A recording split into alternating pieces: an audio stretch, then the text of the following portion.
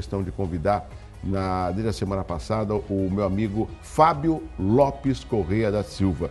Ele é parasitologista. E, Fábio, tudo bem? Bom recebê-lo aqui, bom dia. Bom dia. Eu fiz até uma postagem no Facebook, mais ou menos assim.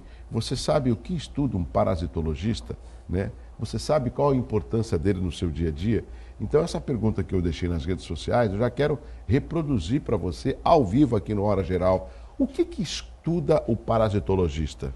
Bem, a gente estuda organismos que têm essa relação parasitária de viver dentro ou fora do corpo de pessoas ou de animais e que podem produzir ou uma doença ou um incômodo, né? No caso de insetos, carrapatos, ácaros, vermes internos.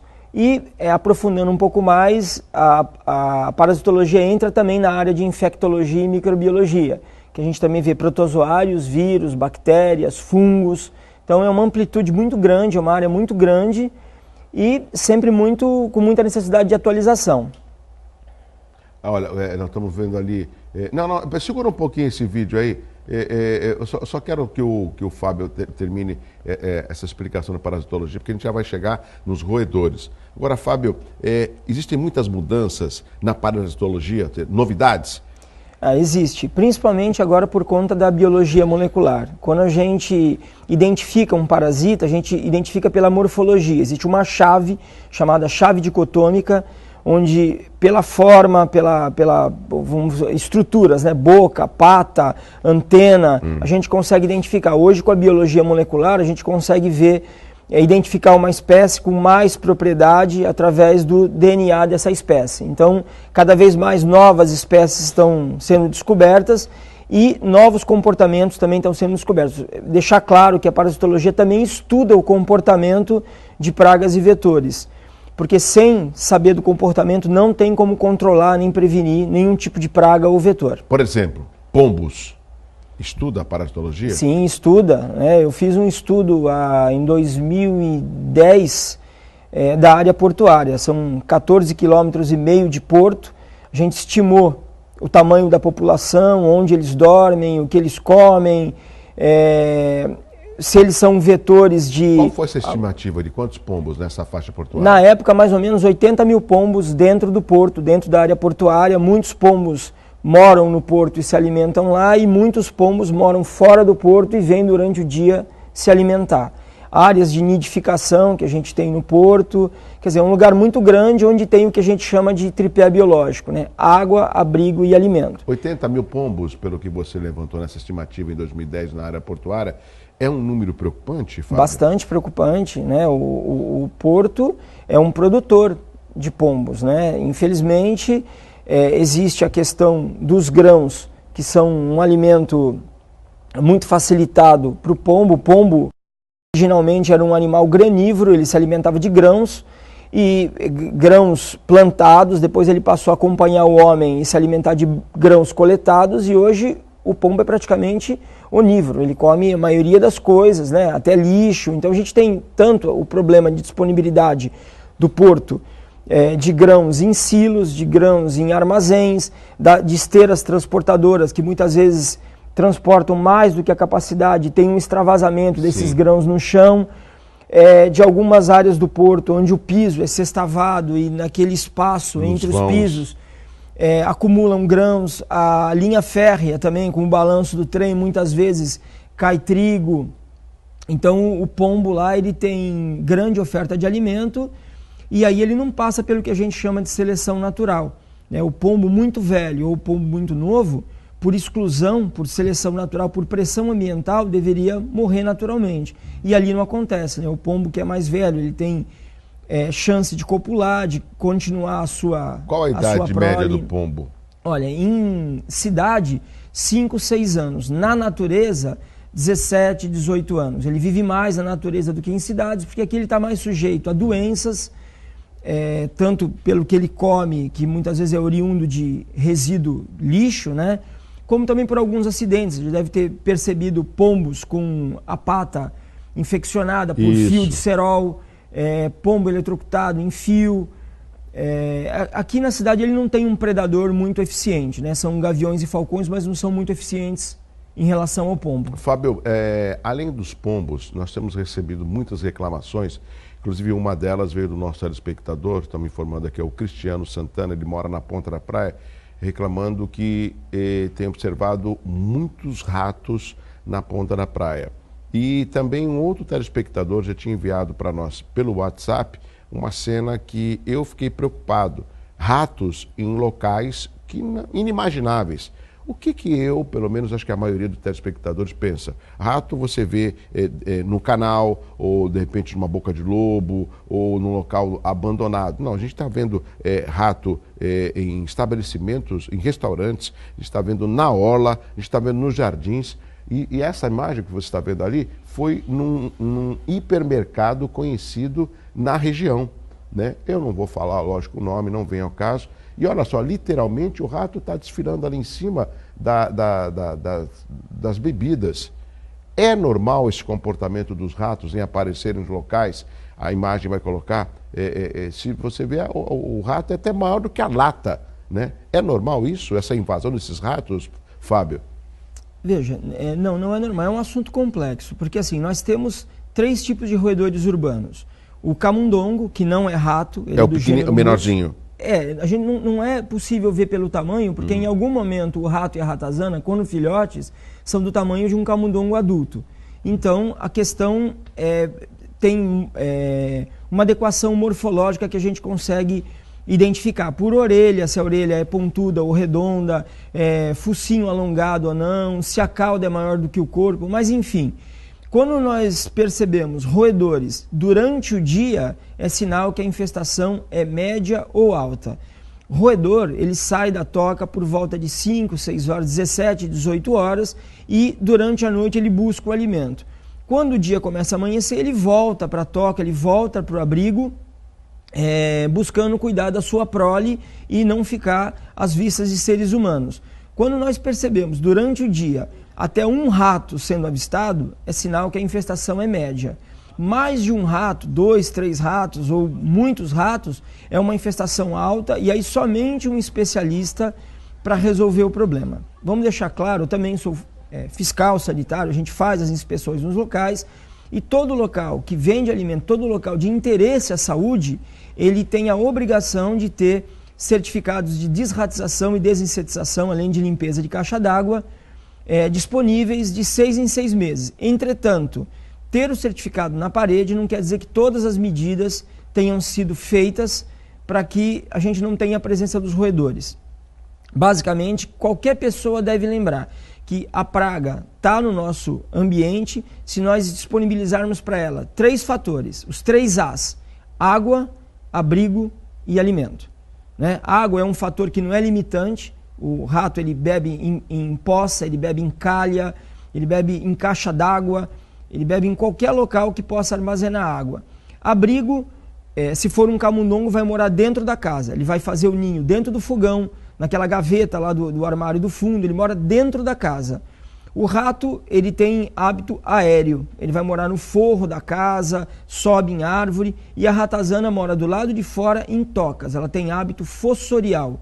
Então, se nós dermos a possibilidade do roedor se abrigar, ter acesso a alimento, pode ser ração de animal, ração de cão, casas, por exemplo, que tem infestação, o dono deve cortar a alimentação do cachorro e do gato à noite, não deixar disponível, guardar tudo em vidros com tampa de rosca, né? Diminuir o acesso do roedor ao alimento, porque aí ele se desinteressa e passa a casa do vizinho ou uma outra casa. Lembrando que os roedores, eles também controlam a sua população. Quando falta alimento, os roedores comem os filhotes. Eles mesmos fazem o controle populacional para que a população não sofra por falta de alimento. Agora, Fábio, nós estamos vendo algumas imagens, mostramos na orla durante o dia, isso é um estabelecimento, um local fechado.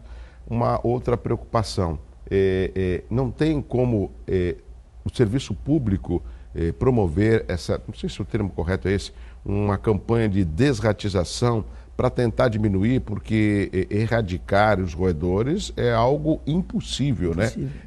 Mas não tem como ser criada uma campanha para diminuir, porque o que eu sei, imagino você como estudioso, as causas, as doenças que o rato acaba provocando na população. O mais conhecido é a leptospirose, mas fico imaginando, vamos supor, se ele come algum tipo de comida do cachorro e o cachorro depois vai comer, uma criança que vai brincar na areia por onde passou um rato, né? Ou seja, quais os perigos, os males que os ratos podem oferecer ou oferecem aos seres humanos? Bom, os roedores eles são incriminados de várias doenças, né? Doenças graves, muitas vezes como a hantavirose, né? O hantavírus, que é produzido por um vírus que pode estar presente ou nas fezes ou na urina do roedor e que ele tem um grau de letalidade muito alto. Ele é uma doença mais afeita a áreas silvestres, mas é uma doença muito grave. A leptospirose, a própria raiva, a peste bubônica, algumas salmoneloses, febre da mordida do rato, a pulga do rato, que é uma pulga chamada Xenopsis laqueopsis, também pode produzir doenças graves, ácaros, alergias por pelo, transmissão de parasitas através do pelo, do corpo, da pata. Ou seja, o rato é um vetor de doenças bastante eficiente. Em relação ao poder público, o poder público ele tem responsabilidade de fazer a desratização, a desinsetização em próprios municipais. Escolas, unidades básicas de saúde, prefeitura, todos os prédios próprios.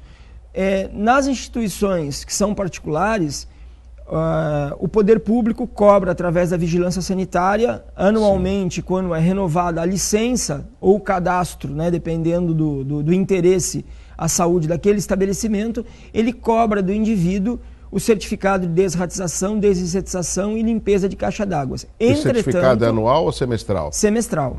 Mas, entretanto, não quer dizer que com o certificado não haja presença de roedores. O profissional que vai lá, o controlador de praga, ele vai colocar iscas, encaixa iscas numa distância de mais ou menos 10 metros uma da outra e deixar algumas correções que o próprio local deve fazer, como vedar os forros, vedar as janelas, que porventura tenham vidros quebrados, usar os ralos com aquela tampa abre e fecha. Ou seja, tem uma série de procedimentos que são bons procedimentos higiênicos, sanitários, que diminuem a possibilidade do roedor ter um interesse dentro do estabelecimento. Então é dessa maneira que o poder público cobra do estabelecimento. Caso ele não faça essas ações, ele tem a licença dele cassada. Nós estamos conversando no Hora Geral de hoje com o parasitologista, o Fábio Lopes Correia da Silva. Eu tenho outros assuntos, mas eu queria que a produção só colocasse rapidamente uma matéria. Essa matéria, Fábio, eu fiz questão, é do Caderno Regional, é da emissora do jornal aqui da casa, de fevereiro de 2016, portanto passa mais de um ano, e fala sobre um assunto que nós estamos discutindo, que é com relação ao rato.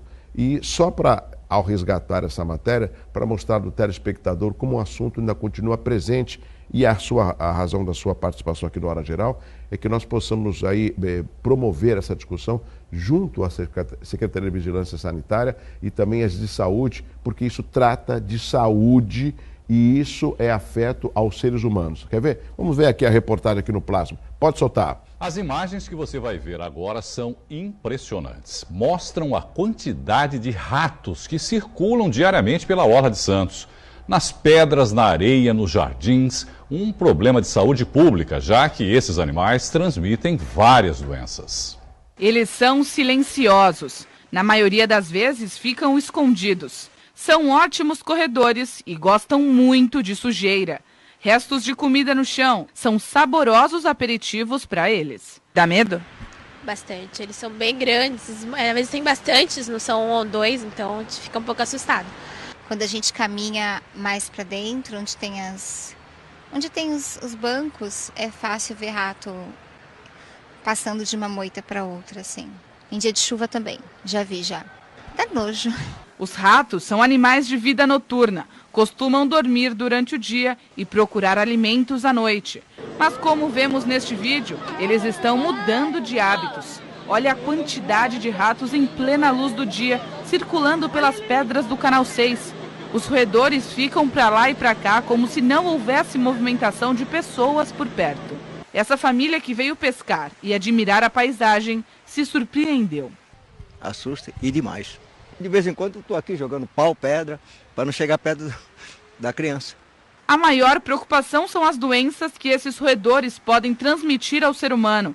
Segundo a Organização Mundial de Saúde, são mais de 200 tipos de bactérias. Entre elas, as principais são a leptospirose, a tifo-peste bubônica e a febre hemorrágica, além das sarnas e micoses.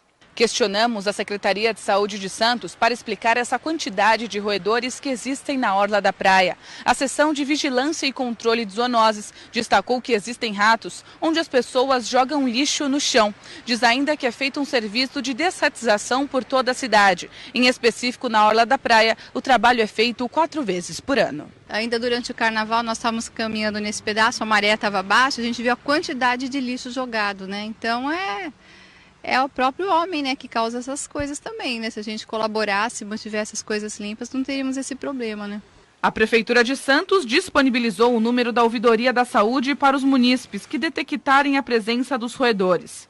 0800 7700 7732 ou o site www.santos.sp.gov.br/saúde. Nós que recebemos bastante turista na cidade, é complicado a gente apresentar um jardim tão lindo com tanta sujeira. Essa é uma preocupação e eu quero deixar bem claro, amigos do Hora Geral, essa é uma reportagem de fevereiro de 2016, né? Ou seja, do ano passado. Mas esse é um dos muitos problemas que chegam no nosso WhatsApp, por isso que eu fiz questão de chamá-lo, principalmente a população da Ponta da Praia, toda a orla. Nós temos os jardins que estão no Guinness Book, né? O maior jardim de praia do mundo.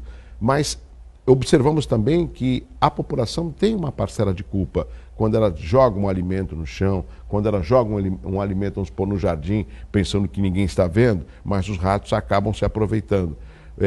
Você acha que é o suficiente o trabalho que está sendo feito com relação ao controle desses ratos? Porque a imagem, por mais que seja antiga, ela mostra que ainda tem um grande número de ratos na orla, um local onde circulam muitas pessoas, Fábio. Sim, vou tentar sintetizar a questão. Quando a Secretaria de Saúde vai ao local e ela faz o trabalho, assim como a de São Vicente, a dos municípios fazem o trabalho, nós jogamos alguns raticidas, que são blocos parafinados, é um bloco de parafina com grãos dentro. Então, esses blocos são jogados em alguns locais estratégicos, naqueles vãos, e os ratos podem ou não aceitar aquela isca. O rato e a ratazana, eu olhei aí na reportagem, basicamente são 2 espécies que estavam concorrendo ali. Os ratos, por conta da orelha mais pontiaguda, e as ratazanas da orelha mais arredondada, e pelo tamanho da cauda também dá para identificar. Eles são neofóbicos. Tudo que é novo no ambiente, eles têm medo. Então, se ele está acostumado ao odor, né, à textura do pão, do hambúrguer, do doce, e a gente joga um alimento diferente, raticida no local, um alimento diferente, ele desconfia daquele alimento. Então, o que vai acontecer? Ele espera que o rato, que é o rato dominado, coma aquele produto. Veja que vai ter alguma reação. Ver, se for um raticida agudo, provavelmente a colônia para de comer. É o caso, muitas vezes, de pessoas que usam o chumbinho e o chumbinho aumenta o número de ratos. Ele, num primeiro momento, ele elimina alguns roedores, depois vem uma explosão, porque a colônia se certifica de que tem alguma substância nova no ambiente e aí começa a repor aqueles indivíduos que morreram. Então tem uma explosão. Então o que acontece é que, se a população não colabora, não jogando lixo nesses vãos, se o gerenciamento do resíduo, daqueles quiosques, das barraquinhas, ele não for bem feito, o alimento que é disponibilizado todos os dias em forma de lixo, ele compete com aquele bloco parafinado. E aí as populações vão ter sucesso reprodutivo, porque em vez de comer o bloco parafinado, eles têm uma outra oferta de alimento. Então, basicamente, é por isso que a população de roedores não declina. Então, e a população de roedores, ao não declinar, está muito explicado aí, né? Ou seja, o cardápio farto que eles encontram para poder se multiplicar, que são vários tipos de alimentos que são literalmente jogados. Porque eu vejo dificuldade de você jogar um veneno de rato entre as pedras e também nos próprios jardins, né? É difícil, teria que ser um trabalho constante. Nós temos um tipo de raticida que é muito eficiente para esse tipo de roedor, que é o chamado pó de contato. A gente joga esse pó de contato em alguns locais, que são tocas, é um pó azulado, e o roedor, ao passar pelo pó, esse pó adere ao pelame dele, e quando ele vai fazer a higiene, ele se contamina pela mucosa, né, que tem alta absorção. O problema é que esse pó ele não pode ser jogado em qualquer local, no jardim não daria para jogar, ficaria tudo azul. Nas tocas, com algum cuidado, daria para colocar, mas o pó também tem um problema, ele é hidrorrepelente.